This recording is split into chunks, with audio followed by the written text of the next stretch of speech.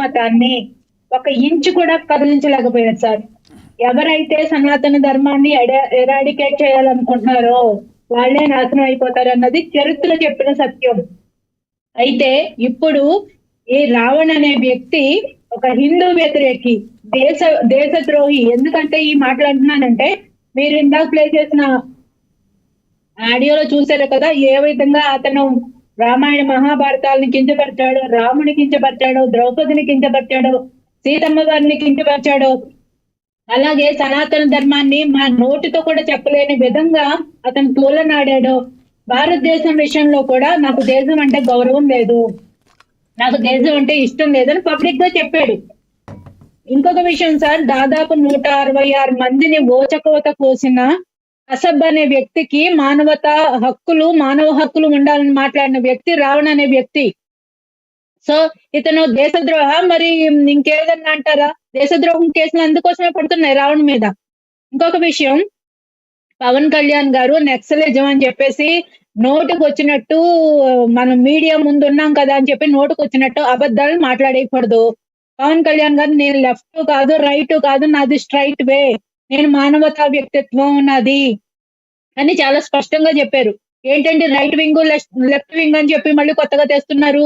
ఇంకొక విషయం, పవన్ కళ్యాణ్ గారు అంటే మనకు బుద్ధి జ్ఞానం సిగ్గు శరం ఉంటే పవన్ కళ్యాణ్ గారు తిరుపతిలో మాట్లాడిన మాటల్లో నా ధర్మాన్ని కాపాడుకుంటాను, నేను సనాతన హిందువుని అని చెప్పారు. అంతేకాని ముస్లింస్ కానీ క్రిస్టియన్స్ కానీ ఆయన ఎక్కడా తోలనాడలేదు, మన మీద దాడులు చేయమని చెప్పలేదు. అలా చెప్పినట్టు మీరు ఒక్క క్లిప్ చూపిస్తే, మీరు ఒక్కటి చూపిస్తే, నాకు రుజువు చూపిస్తే నేను ఈ రోజు పార్టీ నుంచి వెళ్ళిపోతా. అర్థమైందా? తప్పుడు మాటలు డిబేట్ లో ఉన్నాం, మీడియాలో ఉన్నాం చెప్పి మీరు తప్పుడు సమాచారం ఇవ్వద్దు, తప్పు దారి పట్టించొద్దు ప్రజల్ని. సరే, ఇంకొక విషయం, ఏదైతే ఈ రావణ్ అనే వ్యక్తి ఉన్నాడో,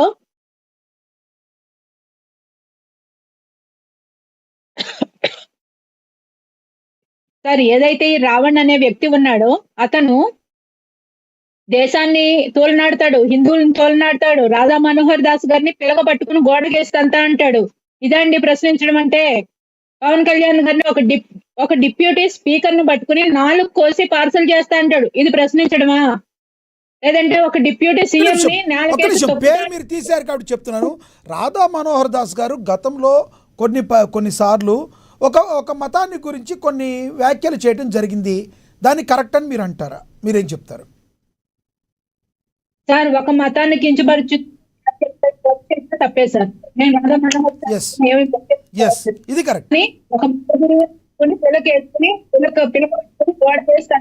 చాలా తప్పు. డిప్యూటీ స్పీకర్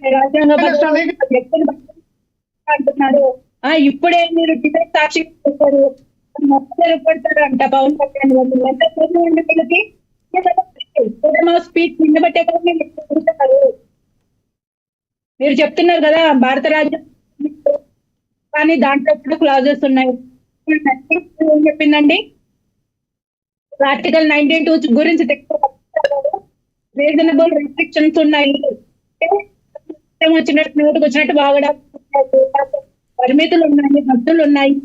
అవన్నీ కూడా ఇచ్చింది. మరి పర్మినెంట్ గా ఎట్లా మర్చిపోతారు మీరు? ఇంకొక విషయం సార్, అది దళిత క్రైస్తవ మహాసభ పెట్టారు. దళితుల క్రైస్తవ కావాలి. అంటే కులాలు చెప్పి క్రిస్టియన్లో వాళ్ళ యొక్క సిద్ధాంతం అందులో దళిత క్రిస్టియన్లు అన్నారు. ఓకే సరే పెట్టారు. మీరు సభ పెట్టి దళితులకు ఏమన్నా కావాల్సిన 10% అడిగారా? దళిత కుటుంబాలకి కావాల్సిన ప్రభుత్వం చేసే సాయం గురించి మాట్లాడారా? దళిత విద్యార్థులకు కావాల్సిన స్కాలర్షిప్ల గురించి అడిగారా? లేదంటే వాటికి కుటుంబానికి కావాల్సిన ప్రాజెక్టులకు సంబంధించిన పెట్టుబడుల గురించి మాట్లాడారా? ఏది మాట్లాడారు చెప్పండి. అక్కడ మాట్లాడుకుంటా రాజకీయం కాదు. అందరూ ముఖ్యమంత్రి పవన్ కళ్యాణ్ గారి గురించి, ఇంకా దళితుల గురించి చేసిన వ్యాఖ్యలను చూపించానండి మాకు అక్కడ. కానీ వాళ్ళు మేలు చేసే విధంగా, వాళ్ళకి తప్పు చేసే విధంగా అక్కడ మాట్లాడింది ఒక్కటి చూపించండి నాకు. తెలుసుకుంటాను. అలాగే చెప్పండి పవన్ కళ్యాణ్ నేను సనాతన హిందూ అని చెప్తాను అక్కడ గర్వంగా. అంటే మీ వాయిస్ కొంచెం బ్రేక్ అవుతుంది సుజాత గారు, వాయిస్ బ్రేక్ అవుతుంది మీది, కొంచెం క్లారిటీగా వినబడతలేదు. సార్ కొంచెం గ్యాప్, ఫస్ట్ స్టార్టింగ్ బాగా వినబడింది, కొంచెం క్లారిటీగా వినబడతలేదు. నేను మీకు మళ్ళీ ఇస్తాను, మీ ఫ్లోకి అడ్డుపడ్డాను కాదు, మీ వాయిస్ క్లియర్గా వినబడతలేదు, నేను మీకు మళ్ళీ ఇస్తాను. మనతోటి టీడీపీ అధికార ప్రతినిధి వినీల గారు ఉన్నారు, ఆవిడతో మాట్లాడదాం. వినీల గారు నమస్తే అండి. లక్ష్మీనాథ్ గారు, మీకు ప్యానెల్లో ఉన్న సభ్యులందరికీ కూడా నమస్కారం అండి. ఎస్ వినీల గారు, ఏదైతే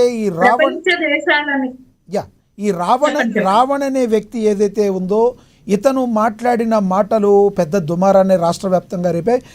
ఎలాంటంటే ఇప్పుడు రాష్ట్రం అభివృద్ధి ఎలా చెందాలి, అది ఎలా ఆలోచించాల్సిన పరిస్థితిలో, ఇతను గురించి ఆలోచించాల్సిన దౌర్భాగ్య పరిస్థితుల్లోకి రాష్ట్రం వెళ్ళిపోయిందని మాట్లాడుతున్న మాటల్లో వాస్తవం ఉందంటారా? లక్ష్మీనాథ్ గారు, ప్రపంచ దేశాలన్నీ కూడా మన భగవద్గీతని గౌరవించి చాలా దేశాలు ఆచరణలో కూడా పెడుతున్నారండి. కొన్ని దేశాల్లో ఏంటంటే స్కూల్లో పిల్లలకి భగవద్గీతని ఒక సబ్జెక్ట్ గా కూడా ఇంప్లిమెంట్ చేసుకుంటూ వస్తున్నారు. ఉన్నతమైన జీవన విధానాల గురించి చెప్పేది మన భగవద్గీత. అంత విశిష్టత ఉన్న భగవద్గీతని భారతదేశంలో ఉంటూనే దాని గురించి విమర్శించటం, రామాయణం గురించి విమర్శించటం లాంటి వ్యక్తులు మన దేశంలో ఉండటం నిజంగా మనం చేసుకున్న దౌర్భాగ్యం. అలాగే ఆంధ్రప్రదేశ్, ముఖ్యంగా దేశంలో చూసుకుంటే ఇవాళ మన ఆంధ్రప్రదేశ్ గడిచిన 5 ఏళ్లలో అంధకార ఆంధ్రప్రదేశ్ గా ఉంది. వచ్చిన వ్యాపారస్తులందరూ, పెట్టుబడిదారులు భయపడి పారిపోయిన దుస్థితి చూసాము. అలాంటి పరిస్థితిలో 2024లో ఆంధ్రప్రదేశ్ ప్రజలందరూ కుల మత ప్రాంత రాజకీయాలతో అడ్డం పెట్టుకుని ప్రజల భవిష్యత్తుని, రాష్ట్ర భవిష్యత్తుని చిన్న భిన్నం చేస్తున్నటువంటి వైఎస్ఆర్సీపీ పార్టీకి 151 నుంచి కొమ్ములు విరిచి 11 సీట్లకి కూర్చోబెట్టారు. అంటే అక్కడ ప్రజలు ఏం కోరుకుంటున్నారు? అభివృద్ధి కోరుకుంటున్నారు, శాంతి భద్రతలు కోరుకుంటున్నారు. కాబట్టి కూటమి ప్రభుత్వం ప్రజలిచ్చిన అధికారాన్ని బాధ్యతగా భావించి ఇవాళ దేశంలోనే ఎక్కువ వచ్చిన పెట్టుబడుల్లో ఆంధ్రప్రదేశ్ 25% పెట్టుబడిని ఆకర్షించింది. సంక్షోభంలో ఉన్న ఆంధ్రప్రదేశ్ సంక్షేమంతో పాటు అభివృద్ధిని సమపాలంగా ముందుకు తీసుకెళ్తున్నాము. ఇచ్చిన మాట ప్రకారం డిఎస్సీస్ ఇచ్చాము, అలానే వాళ్ళని పోస్టింగ్స్ లో కూడా మనం అమలు చేయడం జరిగింది. ఇన్ని జరుగుతుంటే మనం వీటి గురించి మాట్లాడుకోవాల్సిన పరిస్థితిలో ఇలాంటి వ్యక్తుల్ని, అంటే భగవద్గీతని, రామాయణాన్ని, శాంతి భద్రతల్ని, చట్టాన్ని, రాజ్యాంగాన్ని